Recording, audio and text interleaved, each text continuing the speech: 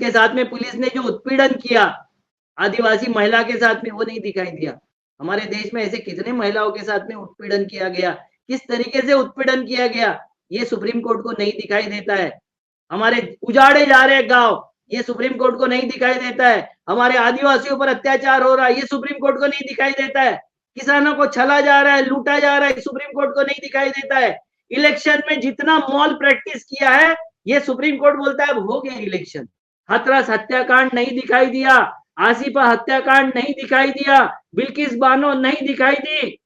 किसी भी प्रदेश में कुछ भी होता है वो नहीं दिखाई देता, क्योंकि बीजेपी शासित राज्य है। बंगाल में ऐसा हुआ है, और बंगाल में बीजेपी का शासन नहीं है, बीजेपी के लोगों को बंगाल ने हरा दिया है। तो फिर बीजेपी को बदनाम करने के लिए जो मुद्दा चाहिए वो तुरंत मुद्दा मिल गया। नमस्कार, मैं इकराम और आप देख रहे हैं हिंद वॉइस। हमारे साथ मौजूद हैं जाने माने पॉलिटिकल एनालिस्ट अविनाश कागड़े जी। सर बहुत बहुत स्वागत है आपका। सर, कोलकाता में जो डॉक्टर की हत्या, उसका जो रेप हुआ था, उसके बाद तमाम लोग सड़कों पर उतरे हुए हैं, देश भर में प्रदर्शन चल रहे हैं और अब ये मामला सुप्रीम कोर्ट में भी पहुंच चुका है। सुप्रीम कोर्ट ने संज्ञान लिया है और अब इसकी सुनवाई वो करेगा। तो क्या लगता है आपको, इसमें ममता बनर्जी इसमें घिर रही है या फिर कहानी कुछ और है, कोई राजनीति कर रहा है? यही जो सारे प्रोटेस्ट हैं इसके पीछे भी कोई खड़ा है? क्योंकि अभी देखिए, कल देहरादून में भी एक रेप का मामला सामने आया, पूरा गैंग रेप हुआ एक लड़की का, और करने वाले कौन थे? बस ड्राइवर, कंडक्टर, जिस बस में वो सफर कर रही थी। तो ऐसे मामले भी हुए हैं। इसके अलावा और कई सारे मामले इधर कई जगह अलग अलग जगह पर हुए। उन पे सुप्रीम कोर्ट स्वतः संज्ञान क्यों नहीं ले रहा? इसी मामले को इतना तूल क्यों दिया जा रहा है? नमस्कार। महिलाओं पर कोई भी अत्याचार हो दंडनीय है, निंदनीय है, और उसके ऊपर तुरंत एक्शन होना चाहिए।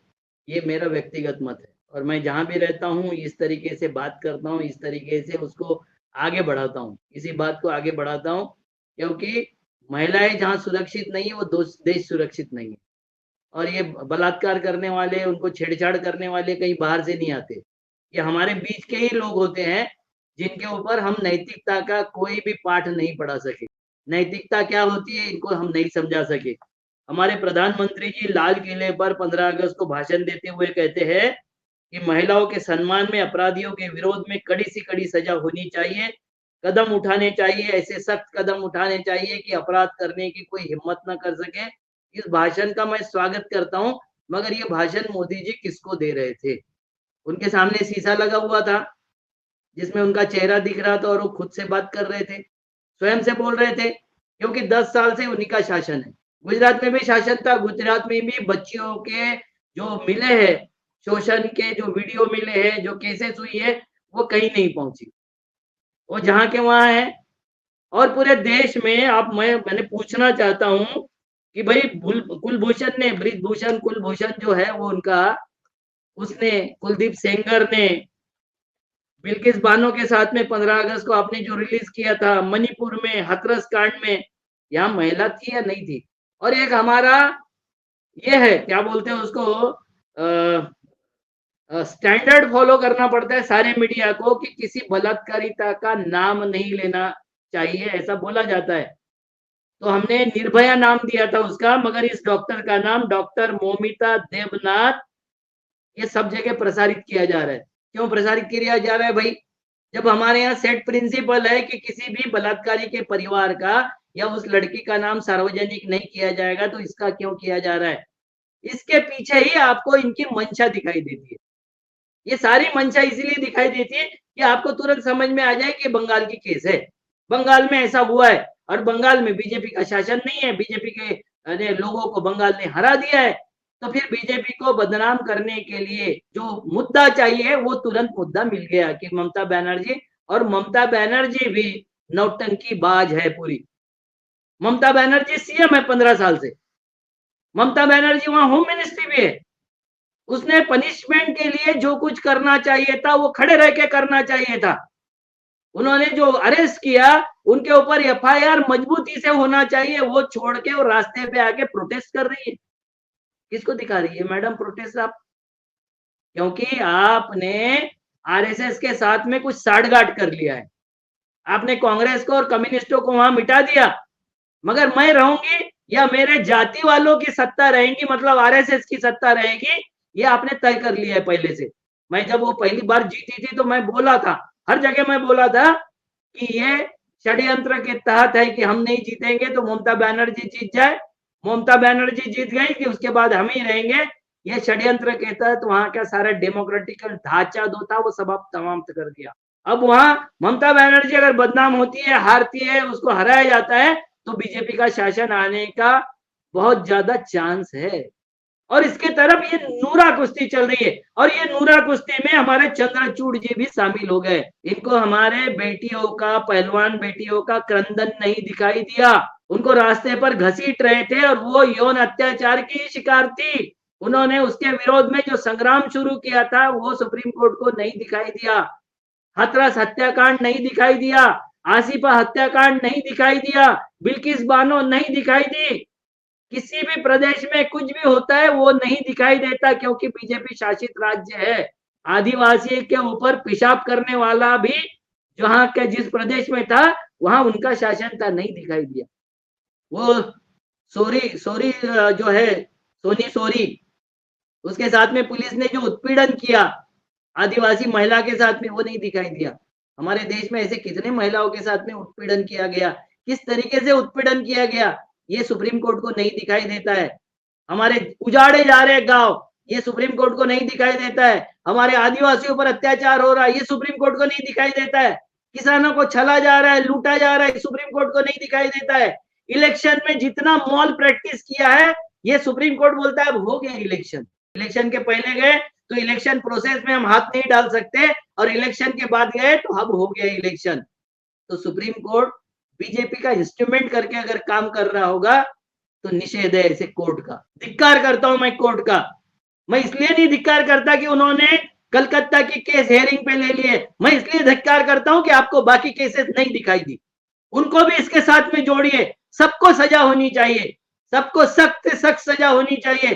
फांसी अगर निहित है तो सबको फांसी होनी चाहिए, क्योंकि नहीं तो आपके ऐसे कारणों से हमारे यहाँ इसमें सोशल मीडिया पर तैर रहा है कि जिस तो अत्याचारी होता है उसको जिंदा जलाने का काम करना चाहिए, कैंडल बजाने के बजाय उसको जलाना चाहिए। मैंने वहां बार बार लिखा हूं कि फूलन देवी भी यही कर रही थी, तुमको पसंद नहीं आया, उसको डाकू करार दे दिया। फूलन देवी ने तो बलात्कारियों को मारा था, तो आपको नहीं समझ में आया। वो न्याय खाली कब समझ में आता है जब ऊंचे तबके की लड़की पर अत्याचार होता है, शहर के लड़कियों पर अत्याचार होता है।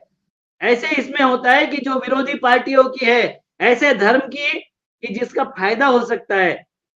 ये जो बलात्कार करने वाले अगर कश्मीर वहां के कलकत्ता के मुसलमान होते तो आज देश जल रहा होता, सोशल मीडिया जल रहा होता।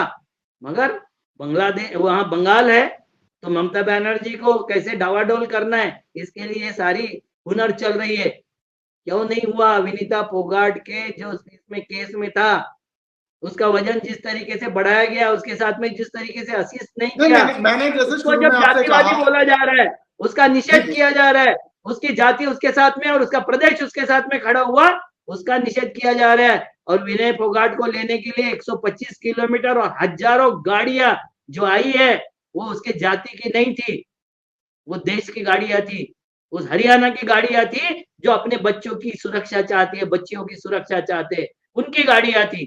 उसको पैसे जो करोड़ों रुपए मिले उसमें कुछ उसके जाति के संगठन हो गए, मगर बाकी बिना जाति के संगठन, दूसरे जाति के, दिगर जाति के संगठन ने भी उनको करोड़ों रुपए दिए हैं और ये उनको ट्रोल कर रहे।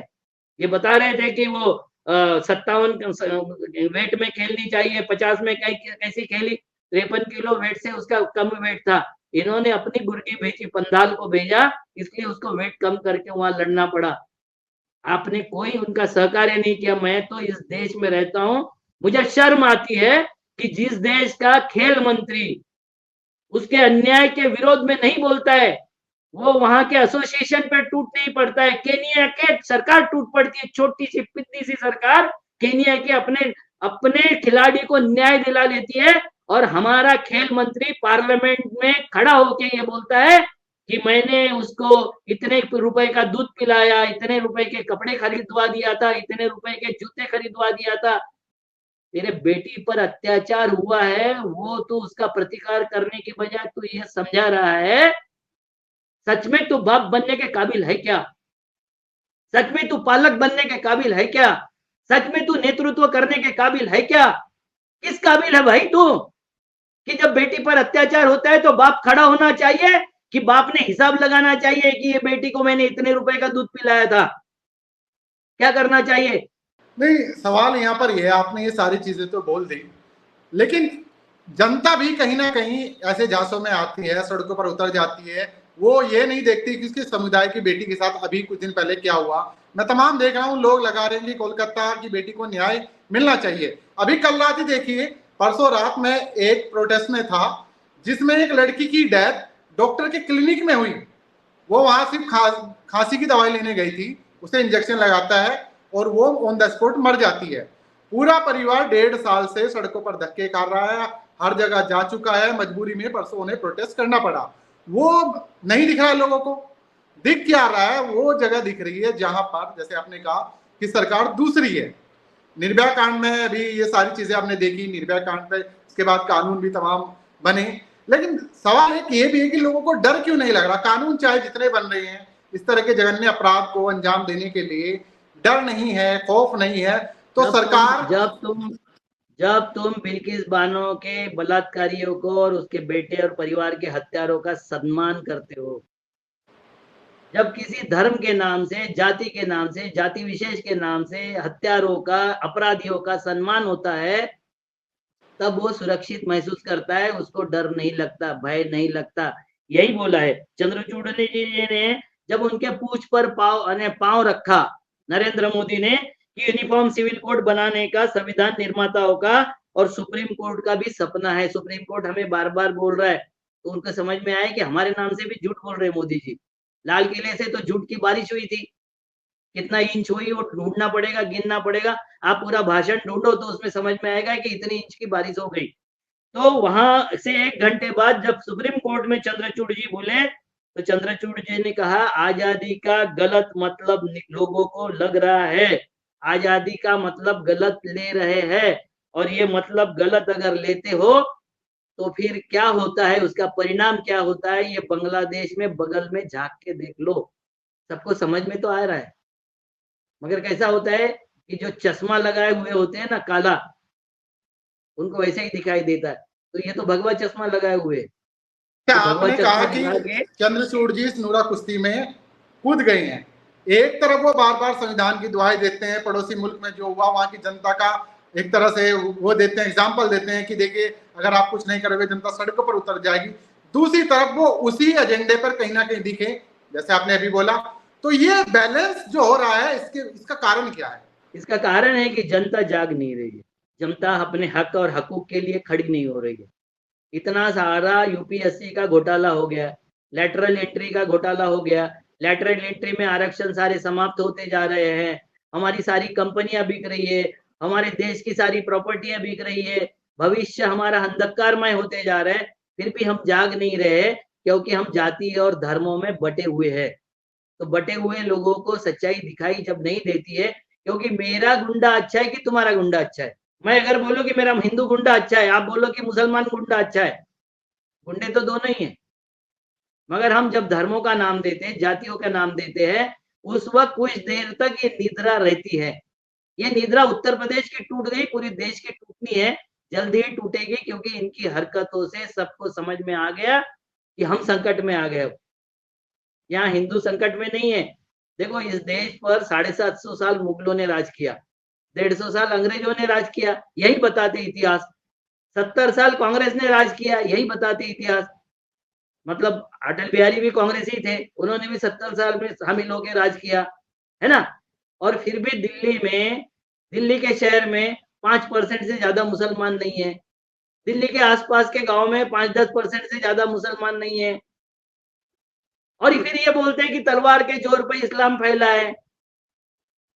तो ये समझने की जरूरत है कि इस्लाम कैसे फैला, क्यों फैला, किस तरीके से हमने अन्याय अत्याचार किया।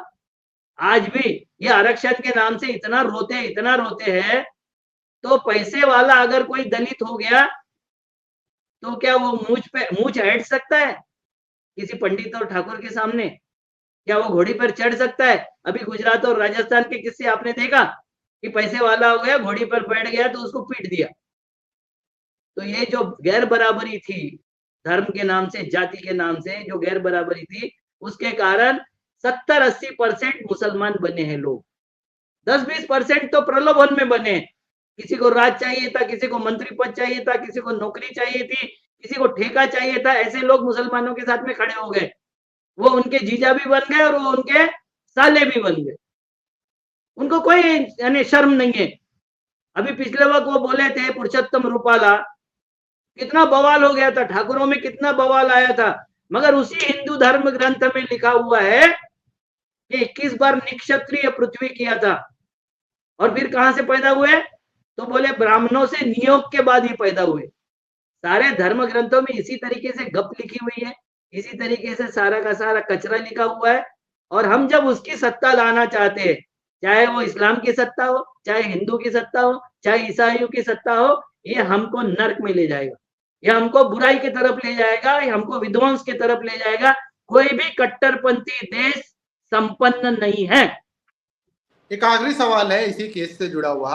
अभी ये मामला कहाँ जाकर, ठीक है आरोपी जेल में है, जांच चल रही है, सीबीआई भी एंट्री हो चुकी है, सारे जो है रिपोर्ट भी आ रही है, पोस्टमार्टम रिपोर्ट के नाम पे काफी झूठ भी फैलाया गया, लेकिन बाद में डॉक्टर ने मुकरा कि नहीं ये चीजें नहीं हुई। अभी आखिरी सवाल है कि ये कहाँ तक जाके मामला रुकेगा? क्या लग रहा है कि पॉलिटिकल कोई बेनिफिट लेने की कोशिश की जा रही है? कोई कितना भी बेनिफिट ले, जब लोग जाग जाते हैं तो उत्तर प्रदेश होने में समय नहीं लगता। जी चलिए, मैं आपसे अगले एपिसोड में इस पे बात करूंगा। मैं अपेक्षा लोगों से ही करता हूँ, मैं सारी अपेक्षा लोगों से करता हूँ, क्योंकि हम लोकतंत्र में जीते हैं। बहुत शुक्रिया लोकतंत्र सर। बचाओ, ये सब पहुंच जाएंगे जहां पहुंचना है, इनको पहुंच जाएंगे। बहुत शुक्रिया सर। तो ये एपिसोड आपको कैसा लगा नीचे कमेंट कीजिएगा, वीडियो को ज्यादा से ज्यादा शेयर कीजिएगा। फिर मुलाकात होगी, तब तक के लिए दीजिए इजाजत।